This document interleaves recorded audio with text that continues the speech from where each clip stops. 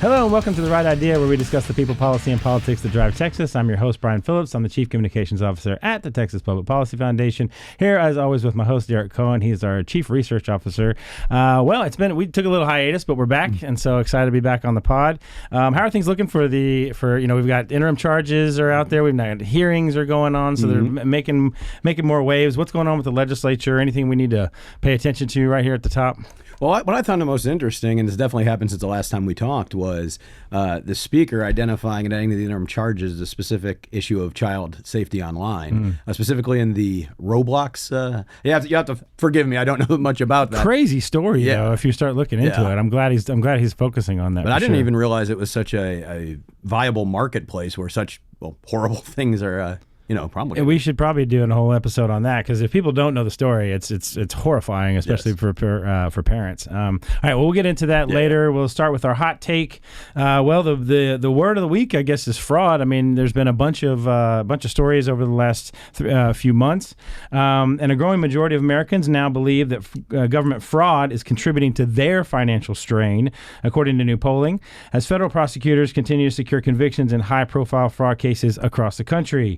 The survey that was just released by the State Financial Officers Foundation found that 83% of respondents say that fraud or misuse of government funds contributes to higher taxes or increased costs for families. More than half, 52%, say that the federal government has not gone far enough to identify and stop fraud. And of course, this week, I think it was just yesterday or a couple of days ago, J.D. Vance came out and announced that his anti-fraud task force is now eliminating or withholding or suspending, I guess how you want to look at it, $1.4 billion in federal funding from these ridiculous home health and hospice programs that are just letting family members take care of family members for millions of dollars a year, which is just absurd. But he's suspended that program, which is, that's a big deal, $1.4 billion. So, hot take, fraud is the new issue for 2026. I think conservatives are gonna get behind that if they weren't already. I know the left is going to continue to push anti-Trump and all of that, but, do you think that conservatives will sort of rally behind this issue of rooting out fraud in the federal government? I think that remains to be seen how much animation it causes. Obviously, I think squarely as far as policy alignment, conservatives have been there for time. How long have we been saying waste, fraud, and abuse, and yet nothing happens? Well, I mean, and credit to Trump then here, because he definitely has found a sweet spot. Now, the sad part is that there was that much fraud that you can't swing a dead cat at in Washington without hitting it. It's still trending positive. And I think that with this task force that the vice president set up, I know they just had an event in Ohio, and, maybe watch this space to see if something happens here. It's focused on the right things. And I think that, once...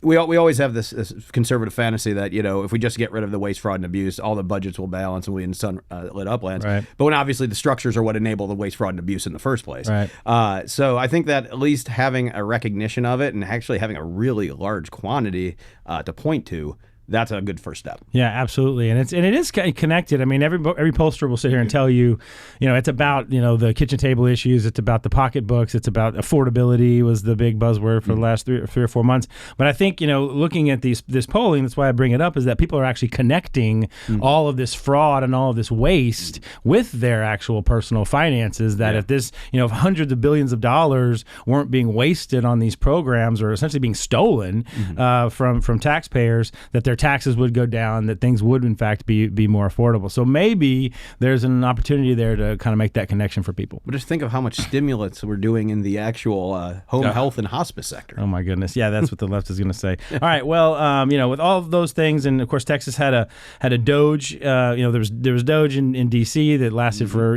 about five months or so, 6 months. Texas had created its own Doge committee, and kind of related to that here, we're gonna talk to Jerome Greener. So welcome back to TPPF, Jerome. That's right. Jerome is the director of the Texas Regulatory Efficiency Office, which I'll talk about in just a minute. Texas has long marked itself as low regulation, pro-business state, but the numbers tell a more complicated story. Despite its reputation, Texas is estimated to have hundreds of thousands of regulatory restrictions, making it one of the more regulated states in the country. Now, state leaders are taking a more aggressive approach to cutting what they see as unnecessary red tape. In 2025, lawmakers created the Texas Regulatory Efficiency Office, or TREO, a new entity housed in the governor's office with a sweeping mandate: identify outdated or duplicative rules, measure their costs to Texans, and recommend reforms to streamline government. Today, TREO is rolling out a new public-facing website that will do something that no Texas agency has done before: publish audit results, highlight potential savings, and even help Texans navigate the licensing requirements for skilled trades like electricians, plumbers, and HVAC technicians, which we are in desperate need of all of those. The early findings are significant, and not to give your big announcement, but the early findings are nearly $120 million in potential savings if agencies follow through on the recommended changes. But the efforts raise big questions: how much regulation is too much, what gets cut, and what protections remain? And who ultimately decides, agencies, lawmakers, or the public? To discuss all this, we're joined by Jerome Greener. He's the director of TREO, who is leading one of the most ambitious regulatory reforms effort in Texas in decades, and I would say maybe even in the country. So, Jerome, welcome back to TPPF. Yes, sir, and appreciate being on your program today, Brian. And Derek, is it Derek? Yeah, I believe so. It is Derek. He's here for the jokes. Excited to give the TPPF audience a first look at all the work that TREO has been doing for the past 7 months. Well, let's start with the headline that I just gave for everybody. $120 million in potential savings. What exactly does that number represent, and how confident are you in it? Yes, so the $123 million represents recommendations from our first phase of our first tranche of about 11 agencies that we reviewed just in the month of March. That's about 4,177 rules and about 1.5 million words of the Texas Administrative Code. And for every single one of those agencies that we reviewed, we produced 3 cost-benefit analysis: a conservative, a moderate, and a high end. And our economists are confident with all 3 variations, but you'll only see us using the conservative one to remain consistent across the board. Mm-hmm. What is not included in those numbers is phase 2. So for phase 1, we focused on the biggest and lowest hanging fruit with those agencies during a condensed amount of time. What we're going to do in phase 2 over the summer is come back and complete their entire rule set. So those numbers will grow. Mm-hmm. And then also in phase 3, we'll be providing anything that requires a statutory recommendation or a statutory change. We'll be providing those legislative recommendations to the 90th Legislature later on this year. Does it surprise you at all that a place like Texas, kind of like what I was saying in the intro, that a place like Texas, where we consider, one of the best business climates in the country? I mean, how many years in a row do we win the Governor's Cup for the best place for business? And yet it seems like there was a real problem. When you started digging in, did it surprise you that how regulated Texas is? Yeah, I think that's probably one of the first questions people have whenever I say, well, this is what we're doing. Why Texas, right? We're already the 8th largest economy in the world with roughly about 2.9 trillion annual GDP. We're about $500 billion away from surpassing France. Why do we need to do anything different, right? Folks are usually shocked whenever I let them know that our Texas Administrative Code is roughly 20 million words long, and there's about 44,000 regulations currently on the books that amount to 274,000 restrictions. Is that the right type of regulatory cushion that's going to perpetuate the Texas miracle? I think that's the genesis for Senate Bill 14 and the reason why we saw such an overwhelming amount of bipartisan support in 2025. And I think that, along with Governor Abbott's vision to make Texas and keep Texas the best place to live, work, and raise a family, that to us is clear direction of what we need to do. We need to collaborate with our agencies to permanently shrink Texas government. And I think that's a good point to really draw a distinction, because we obviously here understood kind of the ambit that TREO was seeking to accomplish. But I think there's some folks, perhaps who pay less attention to this stuff, which compared to us is probably, 99% of the population, who might say, well, we already have a sunset process, and sunset is able to crack open not only agency operations, but also the regulatory environment that's promulgated from that agency. Can you kind of draw a distinction between the two processes? Yeah, sunset's great. We need sunset. We see ourselves as a complement to sunset because they're looking at a full comprehensive performance review of the agency about once every 12 years. Sometimes that gets elevated or relegated depending on circumstances. But what we're trying to do as being part of the Office of the Executive Government here in Texas, the agencies are part of that same division, right? We're all part of the executive branch. We're a service-oriented division within the Office of the Governor to assist those agencies, and our cadence is going to be about roughly once every 3 years. And we're focused specifically on the regulatory efficiency, whereas Sunset's focused on that more comprehensive look. Did you say the code is 20 million words? 20 million words long. So how? Let's take it down a step deeper. Like when you start looking at the regulations, what are you looking for? I mean, what are the hallmarks? I mean, obviously, if something's duplicative, you can look at that and people can say, okay, this is a similar rule. But how? When you start digging into 20 million words, what are the hallmarks? What are the indicators of something that you think is okay? That's too burdensome, and we need to focus on that. So one of the greatest assets that we have in this particular effort is the agencies themselves, right? Many of these recommendations are coming from their self-efficiency, their self-evaluation. And then we fill in the gaps with some additional efficiency opportunities using standard regulation reduction principles. I think when you start looking, hey, what are other states doing? Is this something that's necessary? Is it really more of a belt and suspenders type situation? I think regulations can become harmful when they start preventing individuals and prohibiting individuals from exploring their career paths, right? When it's too burdensome to become an electrician, which right now we're about 46,000 short in the state of Texas, Texas loses. Texas loses on that individual following their career path. Texas loses on filling the demand of that particular community or multiple communities. And Texas loses on competition, bringing the prices down. So I think that's something we're gonna help resolve. You go ahead. Oh, I was going to say, so specifically, like let's unpack the process that TREO engages in. Like, 'cause you mentioned a 3-year cycle compared to Sunset's 10 to 12. But tell us, what is that 3-year cycle going to look like for the Texas Agency Association, we'll say? Right. So just a made-up government body. So in just a few moments, we're going to take a look at the website a little bit and talk about the function. The same vendor, Vulcan Technologies, that created that website is the same vendor that we procured to help us identify regulatory efficiencies. And what they do is whenever they generate an assessment, they have a whole team of folks, lawyers, economists, et cetera, that are looking for and reviewing those assessments for accuracy, right?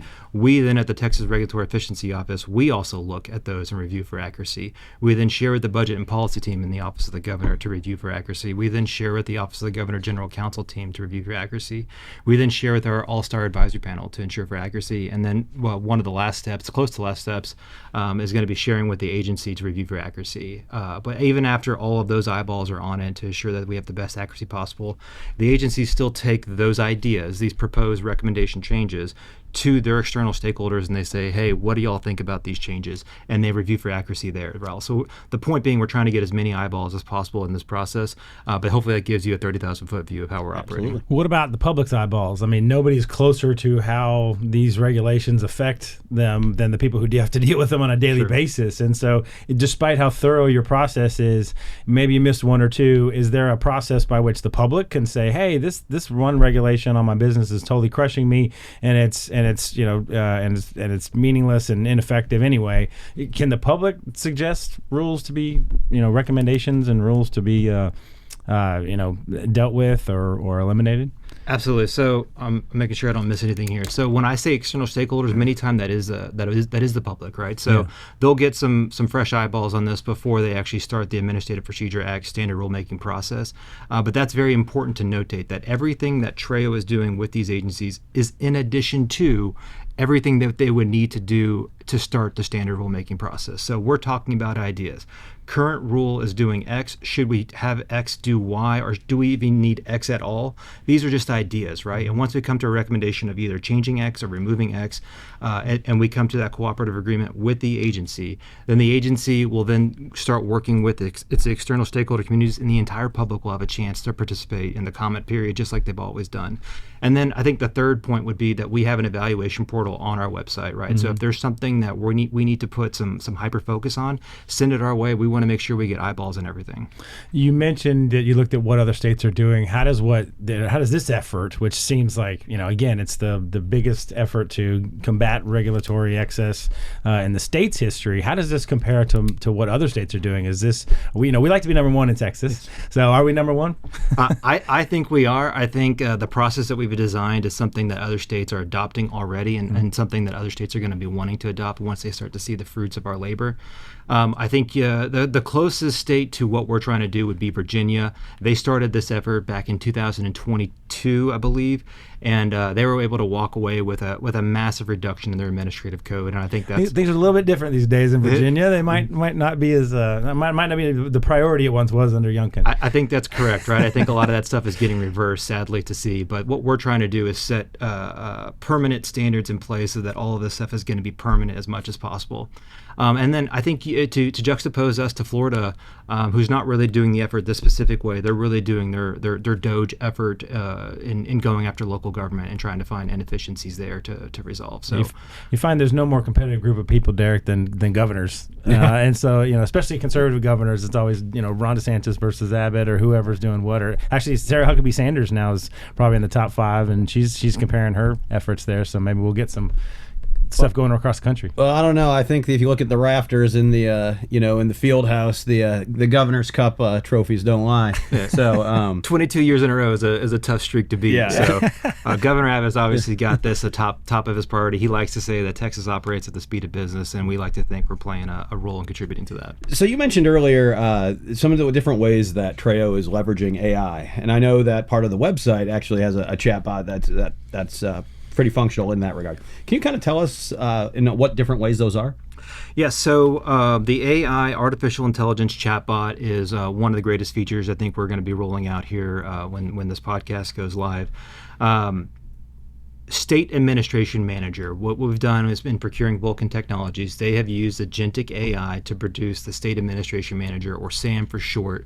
But obviously that's a double meaning for Sam Poll. That's right. And so I guess some people might say Sam Houston, but for the guy that created it, it's always Sam Poll number one. It's always number one in my heart.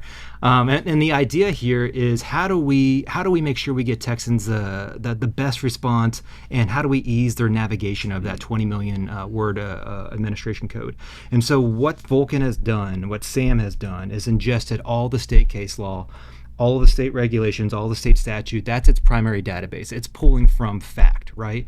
If it can't pull, and if it can't, fill in the gaps with everything on this primary database, it'll partner with those generative AIs, your Google Gemini, your Claude, your ChatGPT, et cetera, and it'll say, hey, this is your strength, ChatGPT, go ahead and give me your answer on this to fill in that gap. But this is your weakness, so I don't want you to give me the answer on this part. I want Claude to give me the answer on that part, because that's actually its strength. So as an agent, it's almost like a project manager saying, I want this piece and this piece and this piece in order to get the best, most comprehensive and accurate answer to the user. And if the question is so complex that it can't get done with that one agent or that one project manager, that the agent has the ability to clone itself, right? Additional project manager. And it's able to do that an infinite amount of times depending on how complex the problem is. I don't think we've gotten anywhere close to the number infinite. I know you've counted to infinity a couple times Twice. now. Yeah. But for us, I think the biggest and most comprehensive answer was roughly about 25,000 agents at one time, which is a lot. But that was doing a stress test of like, hey, how much can we handle? We think we can handle a lot. And so we're formally announcing Skynet today. That's right. That's right. Give people the website address. Efficiency.texas.gov. Any Texan, anyone can go and use that and find a way to navigate that code, and they can, what used to take an individual hours to go and go to multiple different websites, compile, collate information, and say, okay, now I have everything I need to know in order to become an electrician. It's now taking about 15 seconds. We know that number is too long. We're trying to get that down at a single digit, 15 seconds. Wow, but at 15 seconds, better than multiple hours, right? That's no TikTok video. That's like 2 TikTok videos. But we have officially created a state government concierge to solve your problems. Yeah, I got a chance to play with it a little bit. I just wrote in the word plumbers, just to see what it would say. And I mean, it did. It gives you a step-by-step, where to apply, which agency, what forms, and it even gives you like the compliance costs and like how much it costs to apply for this, for that, or how much these classes would take, or the certification. And I did plumbers and electricians and kind of some of the ones that you talked about. But I'm interested to get in there and really play around with it and see what kind of information, other than just how to be a plumber, but what kind of information we can learn. Maybe even as researchers, folks like us at TPPF, there might be some really good information in there. If I could follow up on that, Jay, so the spirit, obviously Senate Bill 14 was a major bill for the foundation back in the 89 Texas Legislature, and working with the foundation on what's the type of functionality that Texans want. Y'all have been a tremendous asset in helping crowdsource that information for us. If there's any individual, any folk at TPPF, or any folk out on watching this broadcast, any folks in general that have an idea, hey, here's some additional functionality that'll allow TREO to better serve Texas, send it to us in that evaluation portal. It's a landing page that we have, a clickable link on our website, efficiency.texas.gov. we really do want to take a look at any and every opportunity to help out Texans. Well, what kind of reporting will the website have? So, like, so you make these recommendations. If the agencies do follow through on the recommendations, will there be some sort of reporting that, like, they took our recommendations and here's what they implemented, so the public can kind of see like what they chose to implement and what they didn't choose? So that's precisely right. We're struggling to try to balance transparency with leveling expectations, right? So right now, when you go to the website, you can see the first tranche of 11 agencies that we reviewed. We've worked with them. We've all come to that cooperative agreement of here's generally the ideas that they're going to move forward with. We're saying, here you go, public. Here's everything that we've discussed. Take a look at it. Let us know what y'all's thoughts are. But the agencies themselves still have to go through the Administrative Procedure Act, the standard rulemaking process. So, what was once a 100-word reduction to the Texas Administrative Code could only become a 75-word reduction because of the comment period. And they added some commas, removed some words. It could also become a 125-word reduction. So just knowing that those numbers, they'll probably go down whenever we start adding real-time updates to the website of, hey, the agency was going to do X. They got really close to doing X, but it's really more of a Z. We're trying to report that as best as possible on that website, but also letting folks know those numbers will come down. Those numbers will definitely go back up because we're going to be doing more agencies. We're going to be doing phase 2 of those first agencies. And, of course, whenever we start getting into the legislative recommendations, we'll see those numbers go up, up, up.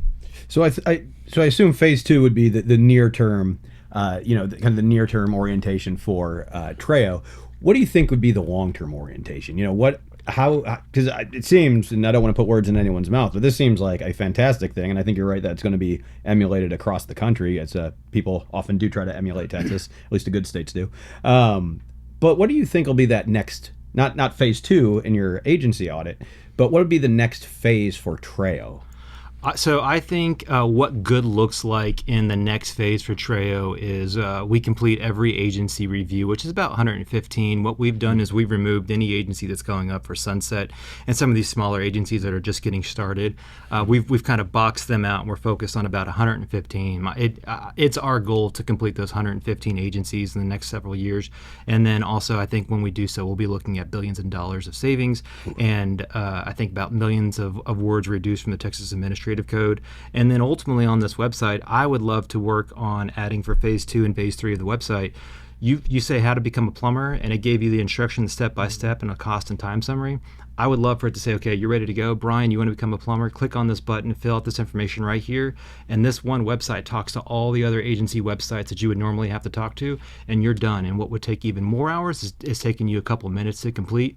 Obviously, that type of technology is going to have to integrate with other agencies' technology, and that may take a little bit of time. But I think that's what good looks like for TREO over the next couple that's months. incredible. I mean, Utah did something like that with their welfare system, where they call it a one-door policy, where you just walk through one door and you get all of the various welfare agents. Instead of having to go to 17 different agencies to get your housing stipend and your food and your child care and whatever, they have something called a one-door policy for that. This seems like that kind of thing. I mean, that would be an incredible innovation if just right there, if Sam could talk to all the other agencies and you just fill out what you need to fill out or print what you need to print or schedule if you need to go to classes or to get certification or something like that. That would be an incredible innovation. Yeah, I think that's the direction that we want to go, is how do we remove those burdens? How do we reduce government? How do we make government as efficient as possible to operate for Texans? Not going to let you off easy. I got at least one couple of tough questions. From a conservative point of view, when they first, when they first announced this or the legislation passed, it's like, oh, you're creating,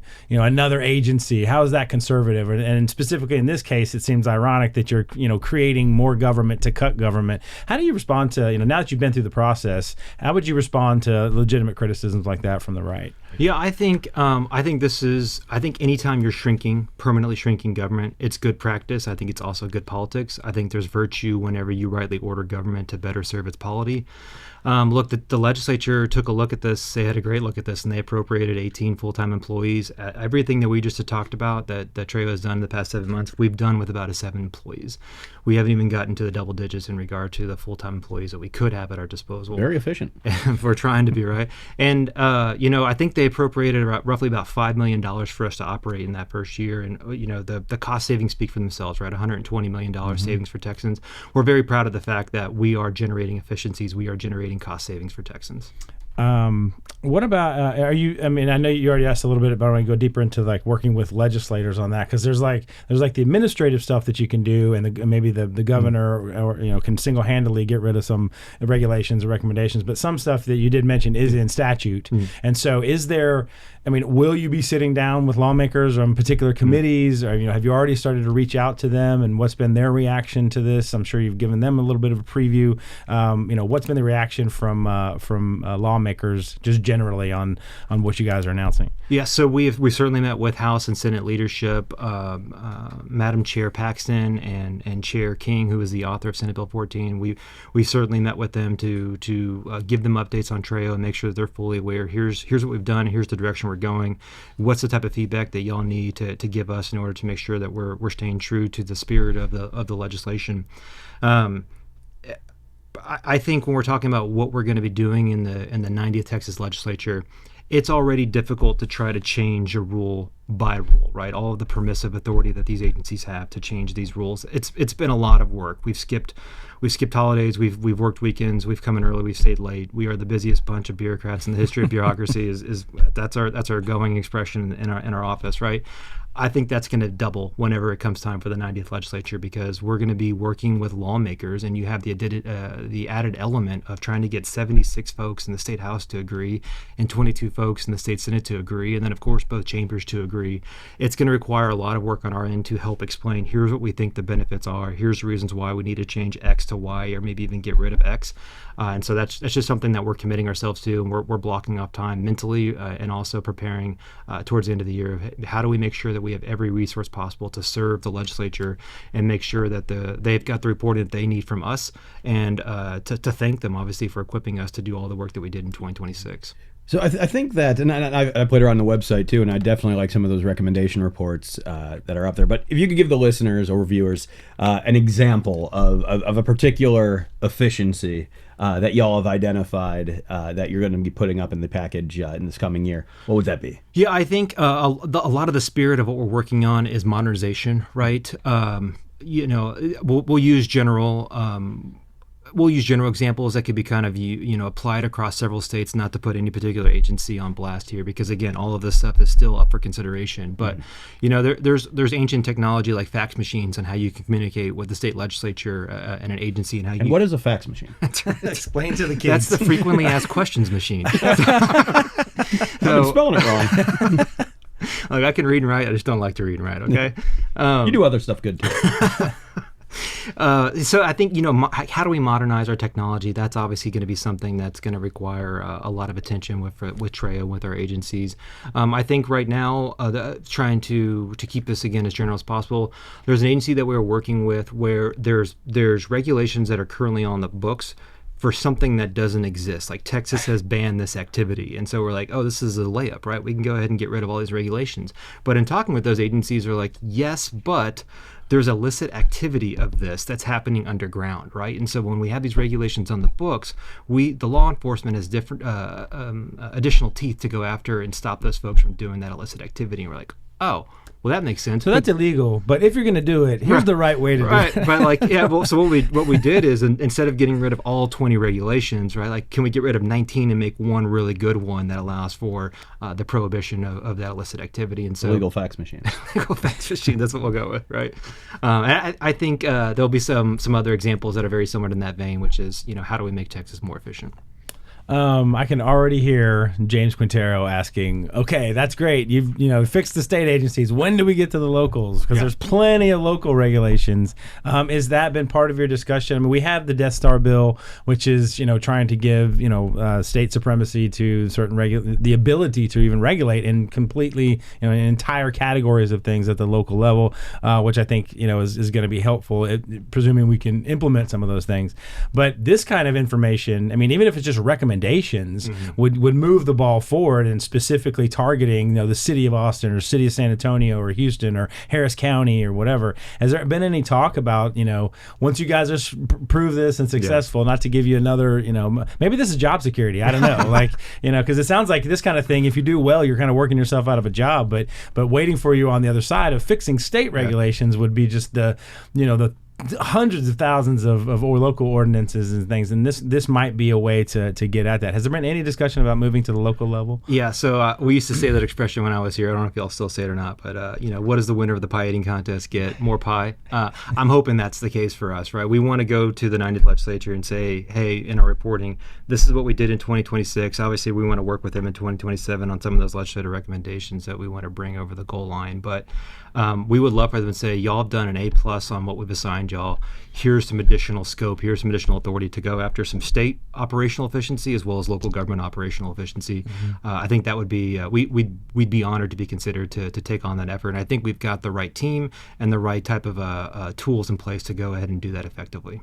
So how do you, and this was going back to my intro, some regulations aren't bad, right? I mean, I've done a ton of polling on regulations before, and it's not like, people want the right kind of regulation. They want the air to be clean, the water to be clean. They want to, make sure that, your workplace safety and all of those kinds of things. Is there something about your approach that allows you to say, well, some of these regulations do in fact make sense versus the ones, like, how do you judge what something is wasteful versus something that actually is trying to protect the public? Yeah, something very early on that we established at the Regulatory Efficiency Office was our litmus test, right?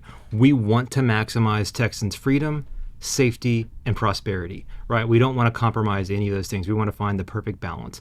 A lot of what we do relies very heavily on the subject matter expertise of the agencies themselves, right?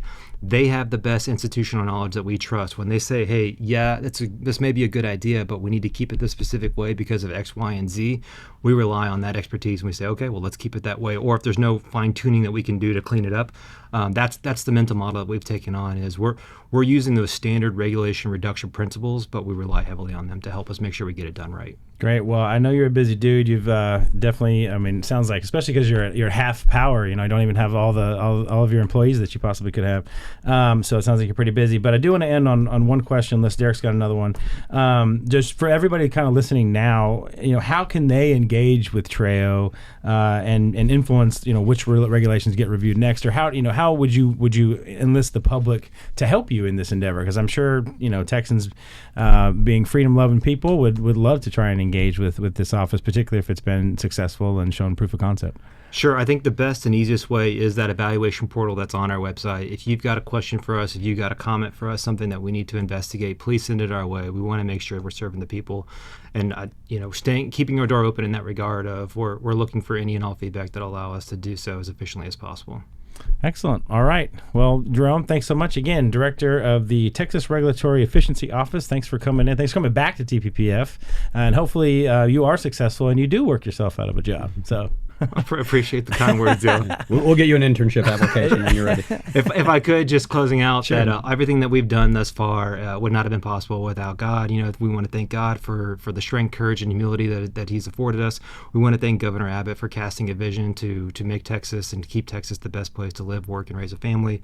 We want to thank the Legislature for equipping us to do so and to deliver for Texans. We want to thank the agencies for cooperating and committing themselves to this effort. But I would obviously be a horrible boss, which Derek can attest to. I am. So I'm trying to correct that. Everything that I just talked about, not possible without Charlotte, without Rod, without Amy Jean, without Christy, without Ren, without Zach, and without David. We have a very powerful and high efficiency team at the Regulatory Efficiency Office. So thank you, TREO, and let us know what we can do better. Great. Well, thank you. Thanks to the governor, of course, for creating the office. So thank you for coming in and telling us all about it. And so we look forward to the launch. Again, give the website for everybody. Efficiency.texas.gov. Efficiency.texas.gov. All right. Thanks for coming in. Appreciate you. And thank you for listening. Thank you for watching. And in the immortal words of Sam, do good and risk the consequences. See you next time.